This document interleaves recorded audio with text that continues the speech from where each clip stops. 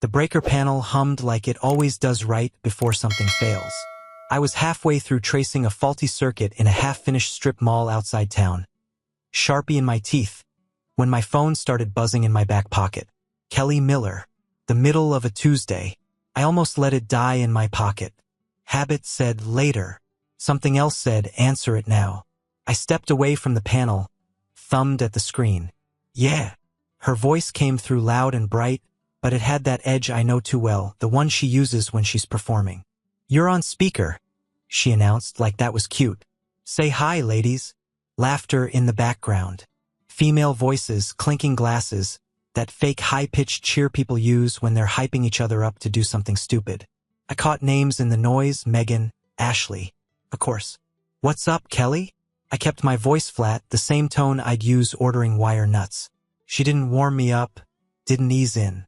So, she said, practically smiling into the phone, I just wanted to let you know that I'm officially finalizing the divorce. We're done. I'm moving on with my life. More laughter like a studio audience. There it was. She wanted a show. She wanted them to hear my reaction, maybe beg, maybe lose it. She turned our marriage into her afternoon entertainment. I stared at the open panel. One bad line, 3 good ones. Easy fix. Okay, I said. Silence. Not on their end, on mine. I gave her nothing. That's it? She pushed. No fight? No. Please don't leave me, Kelly. A couple giggles behind her. I wiped my hand on my jeans, walked a slow circle, letting them think I was choking on it. I wasn't. Nah, I said. You do what you need to do. The laughter picked back up, louder now.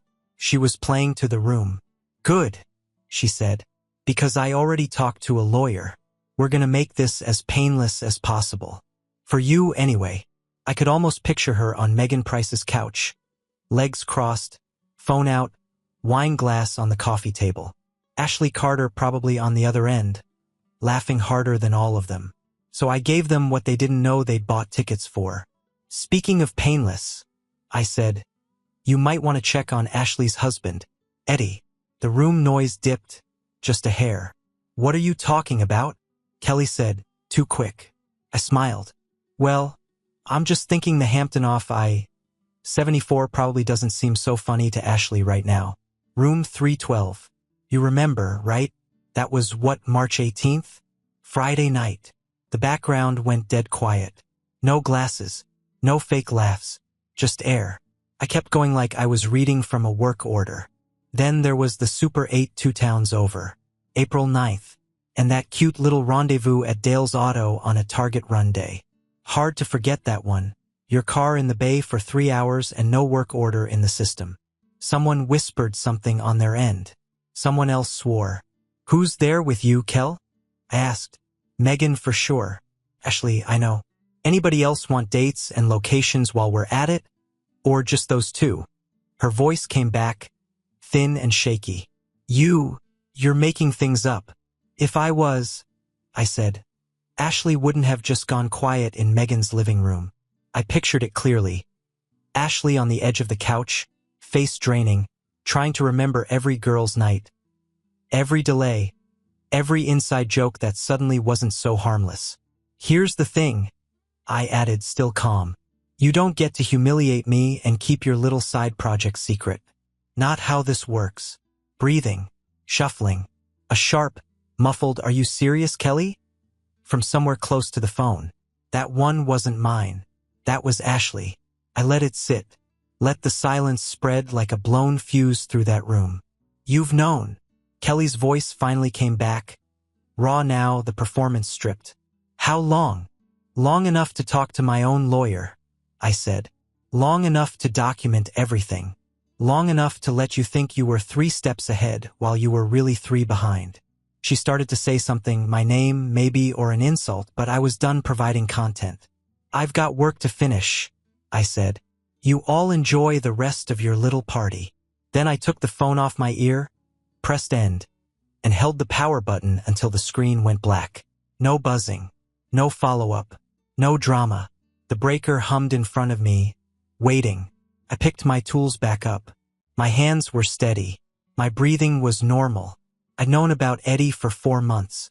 In that time, I talked to a lawyer, checked the house deed, pulled bank records, saved screenshots, and learned more about hotel housekeeping schedules than I ever wanted to know. She thought today was the start of something. For me, it was just another step in a plan that was already halfway done. The house was quiet when I walked in. No TV, no dishwasher, no music leaking from some Bluetooth speaker she forgot to turn off. Just me, drywall dust on my sleeves, and the low hum of the fridge. I kicked my boots off, opened the fridge, and grabbed the leftover pizza box. 2 slices, cold. I ate them standing over the sink like always. Then I cracked a beer, sat at the kitchen table, and turned my phone back on. The screen lit up like a Christmas tree. 28 missed calls. 40-something texts. Kelly, Ashley, Eddie. A couple unknown numbers that were probably them, too. I scrolled while I drank. Kelly, how could you do that to me? Answer your damn phone. We need to talk now. Ashley, is it true? Call me, please. I need to know everything. Eddie, man, we gotta talk about this. You don't understand the full story. I understood just fine. I was halfway through another "you humiliated me" text from Kelly when the front door slammed hard enough to rattle the frames on the wall. Are you kidding me? She shouted, heels hitting the floor fast. What the hell was that today? She rounded the corner into the kitchen. Hair wild, mascara streaked, eyes red and furious. She looked less like a betrayed wife and more like a performer who'd had the stage yanked out from under her. You humiliated yourself, I said. I didn't get up. Beer. She stared at the bottle in my hand like it personally offended her. You exposed my private business in front of my friends. No, I said. I exposed our business that you decided to make into a group activity. Her voice jumped an octave. You told Ashley I was sleeping with her husband. I let that hang there. She heard it too. Kelly, I said. You were sleeping with her husband. That is not. She caught herself, switching angles. You're twisting things. It wasn't like that. We were just... I reached to the side and pulled the folder off the counter. Dropped it on the table between us. Manila, thick, ugly. What's that? She demanded. Yuri, not like that, I said. I slid out the stack. Printed screenshots, hotel confirmations, bank statements, a couple grainy photos of her car where it shouldn't have been. March 18th, I said, tapping the first page. Hampton Inn off I-74. 1 king, non-smoking. Paid with your card. Points number ending in 432. Check-in at 6:42 p.m. Check out at 9:11 p.m. Weird length for a solo stay. She didn't touch it, just stared. April 9th, I continued. Super 8. Same story. Then we've got the Target run that somehow included 3 hours at Dale's Auto with no work order and Eddie's truck mysteriously in the back lot. Fun coincidence. You were spying on me? She snapped. No, I said. I was confirming what I already knew. There's a difference. She grabbed one of the pages, scanned it, dropped it like it burned. This doesn't mean anything. We were just talking. Things have been bad between us for a long time. Don't, I cut in. Calm, flat. Don't stand in my kitchen, in a house I bought 2 years before we ever said, I do. And tell me hotel rooms and secret meetups are just talking. Her eyes flicked up. That part landed. What does that have to do with anything? She asked, but softer. It has to do with the fact, I said, that when this goes through, you're not getting the house. It's in my name. Paid with my money before you showed up. My lawyer confirmed that. Her jaw clenched. You think you can just throw me out? After everything I've done for you? You mean the public divorce announcement? I said. Or the affair with Ashley's husband? I'm getting lost. She slammed her hand on the table. You're being vindictive. No, I said. I'm being done. I leaned back, met her eyes so she knew I wasn't bluffing. Here's how this goes. You have 2 weeks to find a place. Tonight, you pack a bag, you go to a friend's or a hotel, I don't care. You don't sleep here anymore. Her face twisted. You can't do that. This isn't over. It is for me, I said. 2 weeks to move out. We stick to the settlement my lawyer drafted, or we let a judge go through all this. I tapped the pile. And make it official on public record. She stared at me like she didn't recognize the man in front of her. Maybe she didn't. The version of me she knew would have argued, begged, tried to work through it. That guy had 4 months to die. If you don't leave, I added, I will call the cops and report a domestic disturbance. And we let them sort out who stays where tonight. Your call. Her nostrils flared. For a second I thought she might throw something. Instead, she spun on her heel, stomped down the hall, yanked drawers, slammed closet doors, stuffed clothes into a duffel. 10 minutes later, the front door shook on its hinges as she tore out of the driveway, tires squealing. The silence that followed wasn't empty. It was like someone finally shut off a generator that had been running in the back of my skull for years. I picked my beer back up, sat at the same table, and finished it. The papers sat between my elbows, all the little lies printed in black and white. The house felt bigger without her in it. Not lonely, just mine. By the time my world blew up in public, I'd already swept up most of the glass. Everyone else was just now stepping barefoot into their own. Ashley Carter showed up the next morning at 9:13 a.m. I know the time because I was at the kitchen counter, eating eggs, staring at the clock, wondering how long it would take. When her car pulled in right on schedule, I wasn't surprised. The doorbell rang like she was trying to break it. I opened the door but didn't step aside. She stood there in leggings and an oversized sweatshirt. No makeup, eyes red and swollen, clutching her keys like a weapon. Is it true? She demanded. No hello, no small talk. All of it. I kept my hand on the edge of the door, blocking the entry. Yeah, I said. It's true. How long? Her voice shook, but she held my gaze. Months, I said. For that I can prove. Probably more before that. She swallowed hard. Names, places. I need to hear you say it. We stood on the front porch like two people doing a drug deal, except what I was passing out was reality. Hampton off I-74, I said. Super 8 by the highway. Dale's Auto. A couple girls' nights that started at Megan's and ended at hotels. I've got dates, times, receipts. You already know I'm not guessing. She flinched like each location was a hit. I kicked him out last night, she said. Changed the locks at 3 in the morning. He said he was drunk, confused, that you were blowing it out of proportion. Was he drunk and confused every time he checked in with a loyalty number? I asked. Because that's one hell of a blackout. Her anger shifted in real time. At first it was aimed at me for saying it. Then it turned like a gun swinging past me to the two people standing behind this whole mess. Her shoulders dropped. She looked past me, into the house that used to hold double dates and game nights, and shook her head. They made me laugh at you, she said quietly. Yesterday, on that call, they sat there and laughed. Yeah, I said.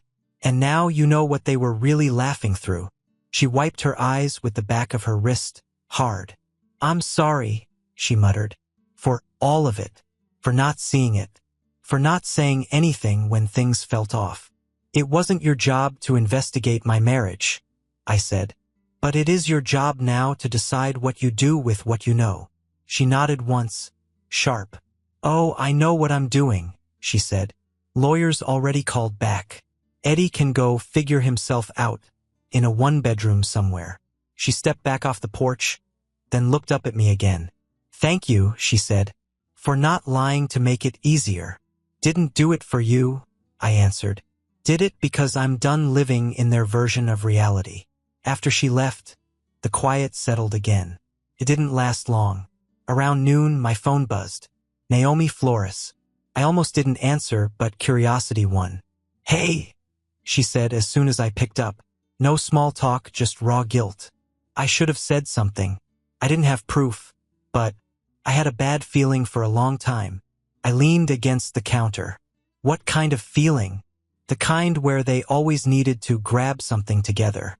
The way they'd show up late to things together with some matching excuse. The way they'd go quiet when you or Ashley walked into the room. She sighed. I told myself I was being dramatic. Megan told me I was overthinking. I didn't want to be the one to blow everything up if I was wrong. Well, I said, they handled the blowing up just fine on their own. On my end of the line, the betrayal was old. For months of bad dreams, quiet car rides, and long talks with a lawyer. On theirs, it was 12 hours of shock and group chats going nuclear. I'm sorry, Naomi said again. For yesterday. For being there. For not speaking up. Yesterday just made everything faster, I said. They wanted a show. They got one. After we hung up, I scrolled through my messages. The same people who'd laughed in the background the day before were now sending long, guilty paragraphs, picking sides, pretending they hadn't heard the warning signs. I didn't feel triumphant. I didn't feel vindicated. I just felt ahead. For once, the man who'd been sleeping with my wife wanted a man-to-man talk about his feelings. I gave him exactly one thing, the block button. The text came in just after sunset, while I was sitting at the kitchen table with a frozen dinner and a parts catalog open. Eddie Carter. Hey man, I know I'm the last person you want to hear from, but please read this. Then it turned into a wall of gray. He started with the greatest hits. I'm sorry, I never meant for anyone to get hurt. Things just got out of hand. Typos everywhere. You could feel the panic in his thumbs.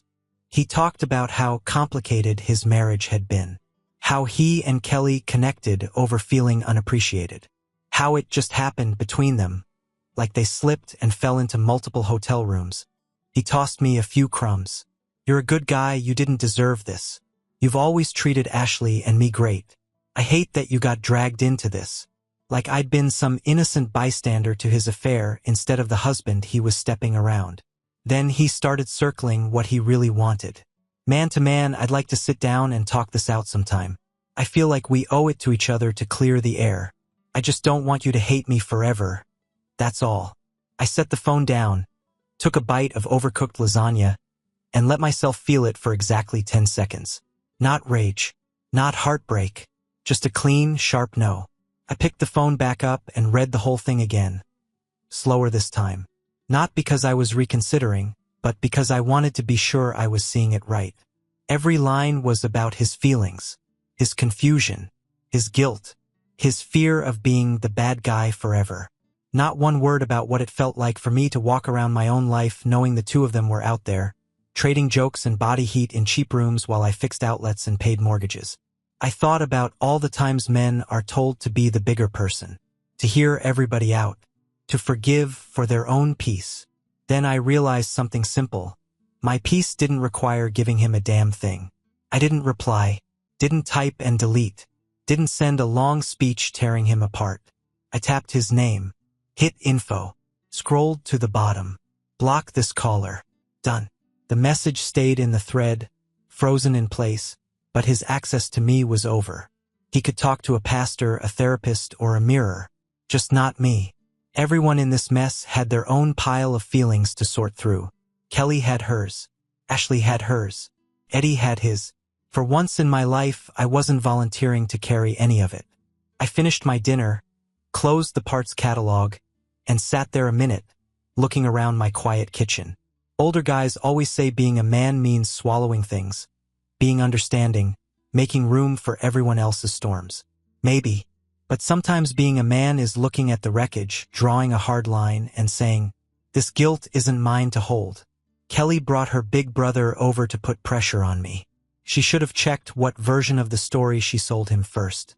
I was on a stepladder in the garage, swapping out an old light fixture, when the side door opened hard enough to bounce off the stopper. Hey! A deep voice barked. We need to talk. I tightened the wire nut, killed the switch, and climbed down slowly. Mike Irving filled the doorway, construction jacket, work boots, shoulders like a fridge. Kelly hovered behind him, arms crossed, eyes puffy but angry. You think you're pretty tough, Mike said, stepping closer. Kicking my sister out, telling everyone she's some kind of whore. Hi, Mike, I said. Good to see you too. He didn't smile. You're dragging her name through the mud, man. Divorce is one thing, but this vindictive crap. I looked past him at Kelly. You didn't tell him about the speakerphone performance? Or Eddie? Her jaw clenched. Don't twist this. You're the one. I wiped my hands on a rag, walked over to the workbench, and picked up the same folder I'd shown her in the kitchen. Here, I said to Mike, holding it out. Before you decide who's dragging who. He hesitated, then took it. First page, hotel confirmation. Second, screenshots. Third, photo of her car in a place it shouldn't be. His eyes moved line by line. His face changed with every swipe. The anger slid off me and settled on her. Kel, he said slowly, not looking up, this real. It's complicated. She snapped. Our marriage was already. That's not what I asked. He finally met her eyes.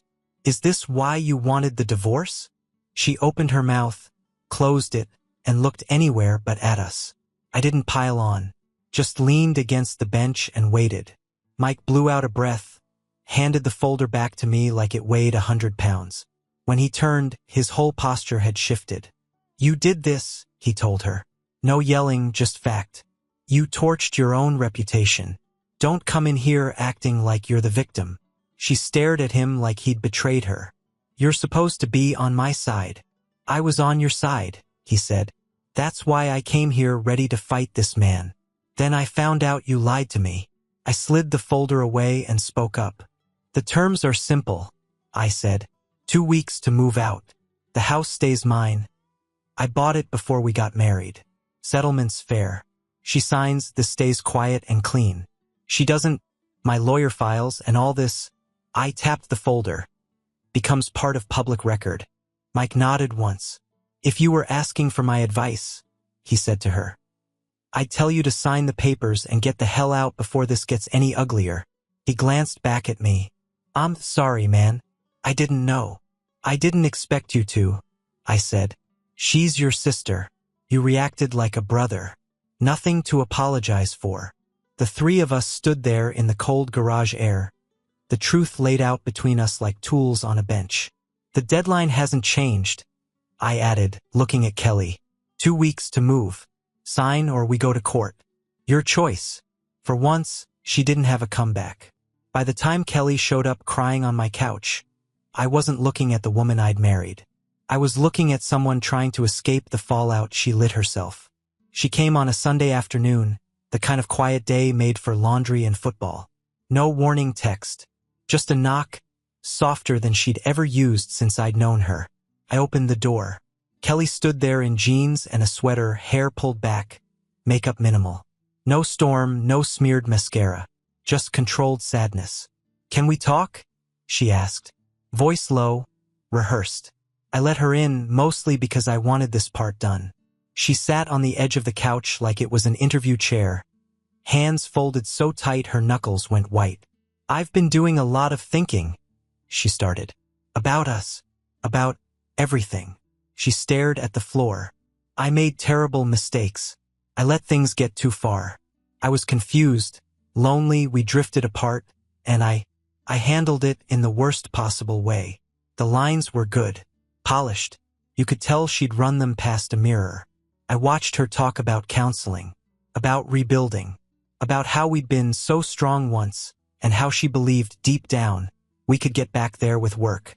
It might have worked months ago, before the hotels, before the speakerphone ambush, before her own friends started jumping ship. Now all I heard was timing. How long did you rehearse this? I asked when she finally ran out of breath. She blinked. What? This speech, I said. Did you practice it in the car? In the mirror? Or did Naomi and Megan help workshop it in the group chat before they stopped replying? Her jaw tightened. That's not fair. What's not fair? I said. Is you suddenly discovering your love for our marriage after your side guy is out. Your friend group is fractured, and your brother told you to take the deal. Tears welled up right on cue. So that's it? No forgiveness? No chance to make this right? It's not that I can't forgive, I said. It's that I don't trust. And I'm not interested in your redemption story. You don't get to blow up my life and then use me as proof you changed. I stood, walked to the kitchen counter, and picked up the manila envelope waiting there. Brought it back, set it on the coffee table between us. The house is mine, I said. Savings stay mine. You leave with your car and your stuff. No alimony. No drama. You sign, it stays clean. You fight it, it goes to court, it goes public, and you can explain Eddie to a judge. She stared at the papers like they were a trap. You're being vindictive. I'm being done, I repeated. Again. You have until Tuesday to sign. After that, my lawyer files. That's not revenge. That's a boundary. She shot to her feet, mask cracking. You're going to regret this. You think you're so cold and righteous now, but you'll end up alone and bitter. Maybe, I said, but I'll be alone on my own terms, in my own house, with my own conscience clean. That beats being married to someone I have to fact-check. She grabbed her purse, yanked the door open, and slammed it behind her. The echo faded. The papers sat untouched on the table, waiting. For the first time in years, I realized something simple. I didn't need her to stay or to go to feel whole. All I needed was to follow through. By the time Kelly's car pulled away for the last time, the house didn't feel haunted. It just felt like somewhere I finally got to live. She signed on Thursday. No dramatic music, no screaming. Just her and me at the kitchen table, a pen, and the soft scratch of her name on the dotted lines. She didn't look at me when she slid the papers back. I didn't look at her when I stacked them in order and put them in the folder. Moving truck Saturday, she said. Megan's helping. Good, I said. Let me know when you're done. I'll stay out of the way. The next 2 days were cardboard and tape and quiet. I watched from the hallway as they carried her life out in pieces. Boxes of clothes, framed prints I never liked, throw pillows, the decorative crap that always made the place feel like a catalog instead of a home. The more they took, the more the house exhaled. Closet, half empty. Bathroom, counter-clearing. Bedroom, her side of the dresser bare. Each gap felt less like something missing and more like air finally flowing where it should. On Sunday, Mike texted. Coffee? We met at a diner off the highway, 2 guys in work boots and tired eyes. I keep waiting to wake up and find out this was all some messed up joke, he said, staring into his mug. Didn't think my sister had that in her. Didn't think my wife did either, I said. We were both wrong. He apologized again. I told him again he didn't owe me that. We talked about work, bad bosses, blown knees. 2 men who had to adjust their picture of the same person from different angles. Back at the house, I started small. Moved the couch where it actually made sense. Took her gallery wall down and patched the nail holes. Fixed the cabinet door that had been loose for a year. Turned the guest room into an office. Desk by the window, tools organized, paperwork finally in one place. Word filtered in about Ashley and Eddie. Separate places, separate lawyers, same kind of untangling happening a few miles away. It wasn't dramatic. It wasn't pretty. It was just work. The kind you do when you're done pretending everything's fine and ready to actually build something honest, even if it's just a quiet house that fits you again. 3 months later, the backyard felt like mine again. Fresh-cut grass, an old Bluetooth speaker playing classic rock, and Mark Hayes hovering over the grill like it was a sacred duty. Ryan hauled in a cooler full of decent beer, and Tyler started complaining about his neighbor's crooked fence before he even sat down. Normal problems. The kind men laugh about because they're not tied to lawyers or betrayal. I cracked a beer, leaned back in my own lawn chair, and let the smoke from the burgers drift through the air. For the first time in a long while, nothing felt staged or tense. Just a few guys talking about job sites, bad knees, and whether a ladder rating actually means anything. Halfway through the evening, my phone buzzed. Kelly's name. One bubble. You ruined my life. A typo in the middle. I looked at it for a second. Not with anger, more like someone checking a bill they no longer owed. Then I deleted it, slipped the phone back in my pocket. Spam? Mark asked. Something like that, I said. Over burgers, the guys asked if I regretted anything. I didn't. I'd rather have a clean break and a quiet yard than 20 more years of wondering who I was married to. Peace isn't loud. It's just finally mine. The night wound down the way good ones should. Empty plates, low music, chairs pushed back at lazy angles. After the guys left, I rinsed the dishes, shut off the porch light, and let the house fall quiet around me. My phone buzzed on the counter. Naomi, a couple of us are getting together next Saturday. I'm bringing someone I think you'd actually like. You in? I read it twice. No rush of panic, no lonely excitement. Just a simple choice that actually felt like mine. I'll think about it, I typed back. And I meant it. I walked through the house once. Not like a guard checking for problems. More like a man taking inventory of what's his. Office light off. Bedroom in order. No random drama waiting on a nightstand. Just clean sheets and a quiet room. In the living room, the chair where Kelly used to sit was empty, but it didn't feel like a missing piece. More like an open space, could stay that way, could change, either option fine. I stood there a minute, hands in my pockets, listening to nothing in particular. No audience, no performance, no crisis, just a life I'd finally set back on my own terms. Subscribe and stay one step ahead of cheaters. And trust me, the next story makes this one look like a fairy tale.